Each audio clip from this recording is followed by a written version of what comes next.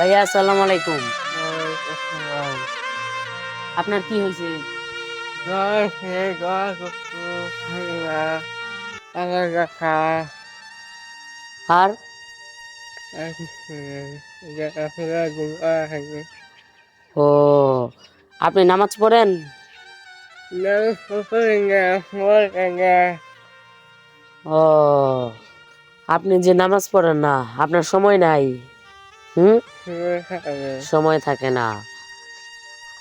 আমাদের মুসলিমদের জন্য বুঝছেন, আমরা যত নামাজ পড়বো ততটুকু আমাদের শরীর, মন, তারপর হলো আমাদের মনটা ফ্রেশ থাকবে বুঝছেন। আমরা মুসলিম, আমরা যত নামাজ